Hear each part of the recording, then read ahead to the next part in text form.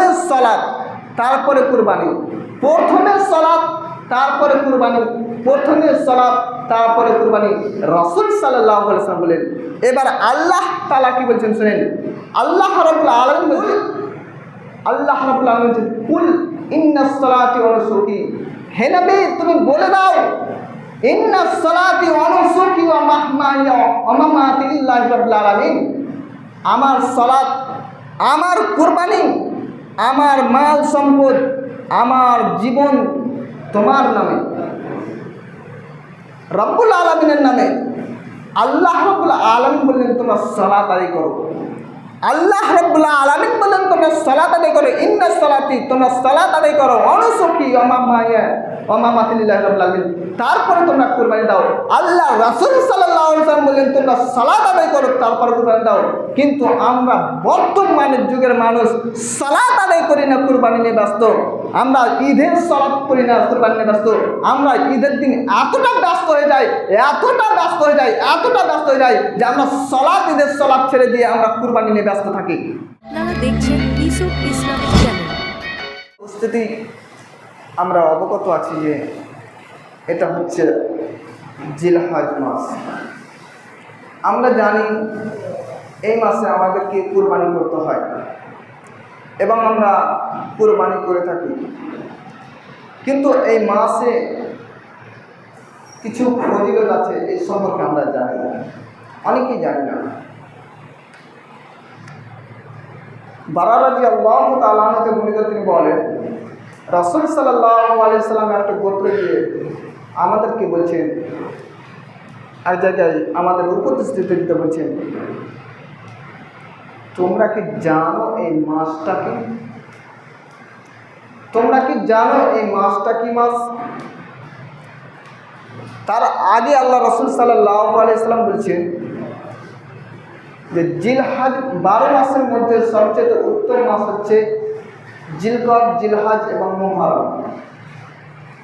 রাসূল সাল্লাল্লাহু আলাইহি সাল্লাম বলছেন 12 মাসের মধ্যে সবচেয়ে উত্তম মাস হচ্ছে রজব মাস। তারপরে রাসূল সাল্লাল্লাহু আলাইহি সাল্লাম জিজ্ঞাসা করছেন সাহাবাদেরকে, তোমরা কি জানো এই মাসটা কি মাস? তখন সাহাবাগণ বলল, আল্লাহ এবং আল্লাহর রাসূল ওই জানেন। রাসূল সাল্লাল্লাহু আলাইহি সাল্লাম একটু চুপ করে থাকার পরে বলছেন, তোমরা কি জানো না এই মাসটা জিলহজ মাস?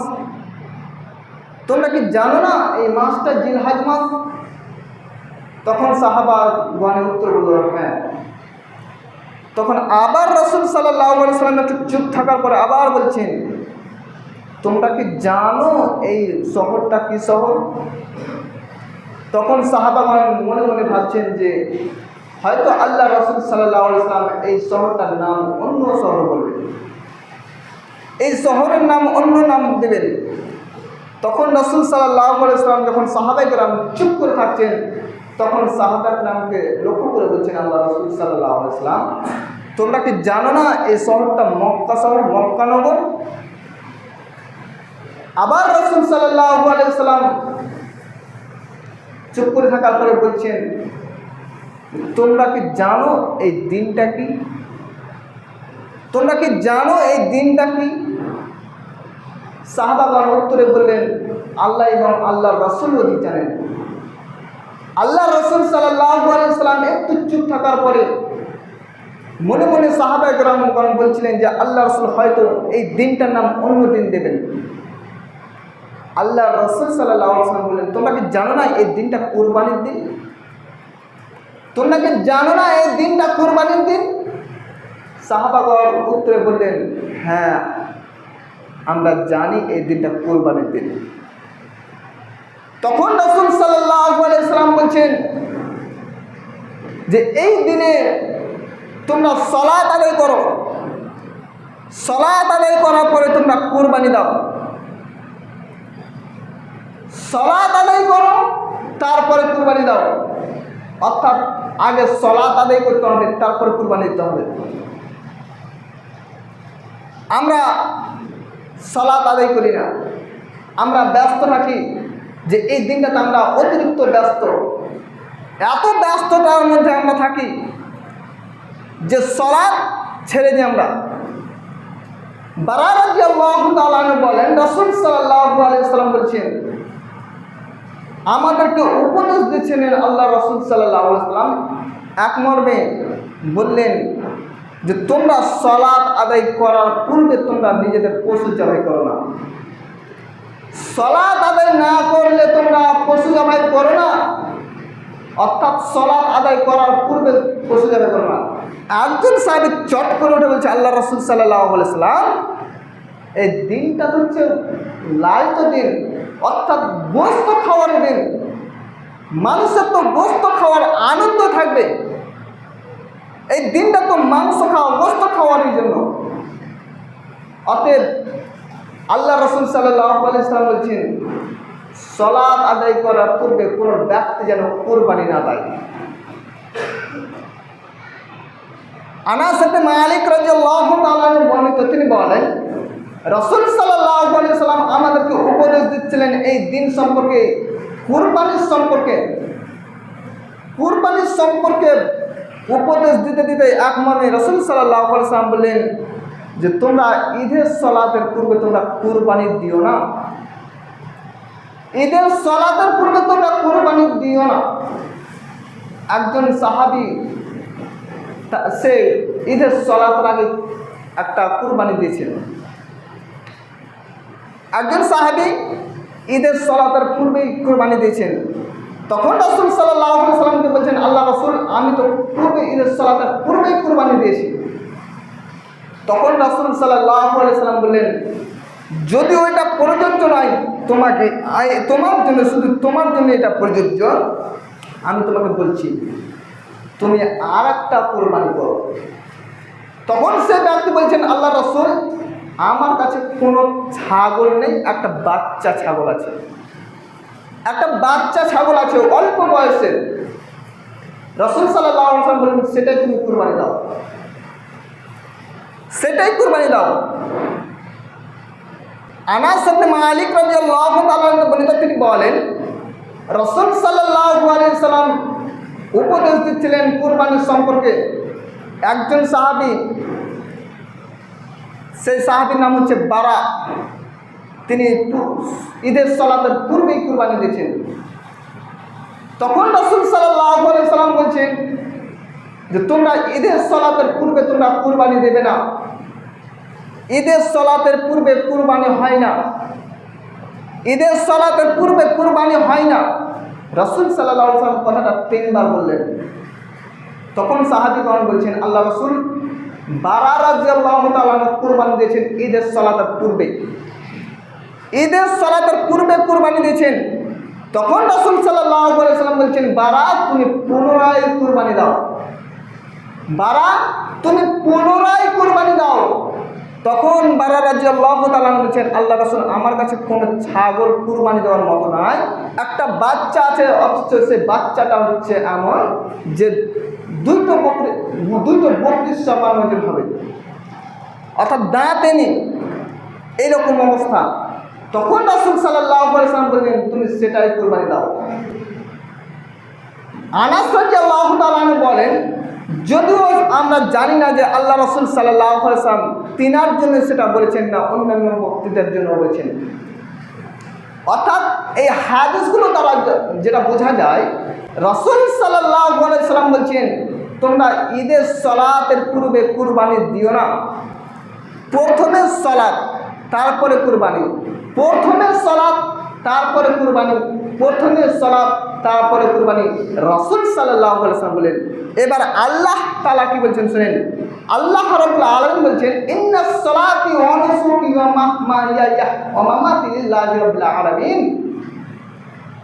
নিশ্চয় সালাত, নিশ্চয় আমার সালাত, কুল, আল্লাহ রাব্বুল আলামিন বলছেন, কুল ইন্নাস সালাতি ওয়া নুসুকি, হে নবী তুমি বলে দাও, ইন্নাস সালাতি ওয়া নুসুকি ওয়া মাহমাইয়া ওয়া মামাতি লিল্লাহি রাব্বিল আলামিন, আমার সালাত, আমার কুরবানি, আমার মাল সম্পদ, আমার জীবন তোমার নামে,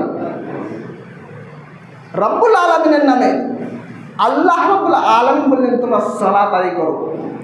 আল্লাহ রাব্বুল আলামিন বলেন তোমরা সালাত আদায় করো, ইন্নাস সালাতি, তোমরা সালাত আদায় করো, অনুসুকি ওমামাতিল্লাহি রাব্বিল আলামিন, তারপরে তোমরা কুরবানি দাও। আল্লাহ রাসূল সাল্লাল্লাহু আলাইহি ওয়াসাল্লাম বলেন তোমরা সালাত আদায় করো, তারপরে কুরবানি দাও। কিন্তু আমরা বর্তমানের যুগের মানুষ সালাত আদায় করি না, কুরবানি নিয়ে ব্যস্ত। আমরা ঈদের সালাত করি না, কুরবানি নিয়ে ব্যস্ত। আমরা ঈদের দিন এতটা ব্যস্ত হয়ে যাই যে আমরা ঈদের সালাত ছেড়ে দিয়ে আমরা কুরবানি নিয়ে ব্যস্ত থাকি। আপনি মনে ভাবছেন যে আমার কুরবানি লাগবে? আল্লাহ রাসূল সাল্লাল্লাহু আলাইহি ওয়াসাল্লাম বলেন আগে সালাত তারপরে কুরবানি। আপনি সালাতটাই আদায় করলেন না, কুরবানি দিলেন। আপনি কুরবানি মনে ভাবছেন লাগবেন না? কাল্লা, কখনো নয়, হতে পারে না, অসম্ভব। প্রথমে আপনাকে সালাত আদায় করতে হবে, তারপরে কুরবানি। আগে সালাত তারপরে কুরবানি। আয়েশা রাদিয়াল্লাহু তাআলা আনহা বলেন রাসূল সাল্লাল্লাহু আলাইহি ওয়াসাল্লাম এবং তার পরিবার গোষ্ঠীগণ আমরা যাচ্ছিলাম হজের রওনায় যাচ্ছিলাম। আয়েশা রাদিয়াল্লাহু তাআলা আনহা একটা নির্জন জায়গাতে গিয়ে, মিরসন এলাকা গিয়ে আয়েশা রাদিয়াল্লাহু তাআলা আনহা খন্দন করতে লাগলেন, কান্না করতে লাগলেন। তখন আল্লাহ রাসূল সাল্লাল্লাহু আলাইহি ওয়াসাল্লাম এসে বলছেন, কি হয়েছে আয়েশা, তুমি কাঁদছো কেন? আয়েশা, তোমার কি হয়েছে, তুমি কাঁদছো কেন? তোমার কি হাইজ শুরু হয়ে গেছে? তখন আয়েশা রাদিয়াল্লাহু তাআলা বললেন, হ্যাঁ। আল্লাহ রাসূল সাল্লাল্লাহু আলাইহি ওয়াসাল্লাম বললেন, শোনো, এটা আদম সন্তানের কন্যাদের জন্য এটা আল্লাহ রাব্বুল আলামিন প্রযোজ্য করে দিয়েছেন। আল্লাহ রাব্বুল আলামিন আদম কন্যাদের জন্য এটা প্রযোজ্য করে দিয়েছেন। অতএব তুমি হজ করো, হজের সমস্ত কাজ করো, শুধু কাবা ঘর তওয়াফ করবে না। আল্লাহ রাসূল সাল্লাল্লাহু আলাইহি ওয়াসাল্লাম বলেন তুমি কাবা ঘর তওয়াফ না করে যতগুলো কাজ আছে সমস্ত কাজ করো। এরকম আয়েশা রাদিয়াল্লাহু তাআলা করতে লাগলেন। কয়েকদিন বাদে আল্লাহ রাসূল সাল্লাল্লাহু আলাইহি ওয়াসাল্লাম গরু কুরবানি দিলেন এবং আয়েশা রাদিয়াল্লাহু তাআলার কাছে মাংস পৌঁছল সাহাবাদের দ্বারা। আয়েশা রাদিয়াল্লাহু তাআলা বলেন যে আমি সাহাবাগণকে জিজ্ঞেস করলাম এটা কিসের মাংস, কেন মাংস? তখন সাহাবাগণ উত্তরে বলল, আল্লাহ রাসূল সাল্লাল্লাহু আলাইহি ওয়াসাল্লাম তার স্ত্রীগণদের জন্য একটি গরু কুরবানি দিয়েছেন। এই হাদিসটাকে কিছু মন্তব্য করছে কিছু মাওলানা, কিছু মুহাদ্দিসগণ, যে আল্লাহ রাসূল সাল্লাল্লাহু আলাইহি ওয়াসাল্লাম নাকি এটা নিয়ে 7 ভাগে কুরবানি করতে বলেছেন। এই হাদিসের রেফারেন্স দিচ্ছে। এই হাদিসে স্বয়ং রাসূল সাল্লাল্লাহু আলাইহি ওয়াসাল্লাম বলছেন যে গরু কুরবানি দিলেন তার স্ত্রীগণদের জন্য। এখানে 7 ভাগের কুরবানির কথা কোথায় উল্লেখ করা আছে বলেন? আপনাদের সামনে আমি পরিবেশন করেছিলাম, আমি অনুবাদ করেছিলাম। রেফারেন্স দিচ্ছে যে মুসলিম শরীফের 808 নম্বর হাদিস, 828 নম্বর হাদিসে এটাই আছে যে আল্লাহ রাসূল সাল্লাল্লাহু আলাইহি ওয়াসাল্লাম তার পরিবার নিয়ে এবং জনগোষ্ঠীকে নিয়ে হজে যাচ্ছিলেন। হজে যাওয়ার পথে আয়েশা রাদিয়াল্লাহু তাআলা আনহা মেন শুরু হয়, মাসিক শুরু হয় এবং আল্লাহ রাসূল সাল্লাল্লাহু আলাইহি ওয়াসাল্লাম থেকে আদেশ দেন যে তুমি তওয়াফ বাদ দিয়ে সমস্ত কাজ করো। এবং কুরবানির দিন আল্লাহ রাসূল সাল্লাল্লাহু আলাইহি ওয়াসাল্লাম গরু কুরবানি দিলেন তার স্ত্রীগণদের পক্ষ হতে। আল্লাহ রাসূল সাল্লাল্লাহু আলাইহি ওয়াসাল্লাম কোনো জায়গায় বলেননি যে কুরবানি ভাগে লাগবে। রাসূল সাল্লাল্লাহু আলাইহি ওয়াসাল্লাম বলছেন একটি ফ্যামিলির জন্য, একটি পরিবার জন্য একটি কুরবানি। আপনার পরিবার বড় হতে পারে, আপনার ছেলে মেয়ে 7টা 8টা 10টা হতে পারে, চলবে, কিন্তু একটা পরিবার হতে হবে। রাসূল সাল্লাল্লাহু আলাইহি ওয়াসাল্লাম 7 ভাগে কুরবানি, 5 ভাগে কুরবানি দেওয়া নিষেধ করেছেন।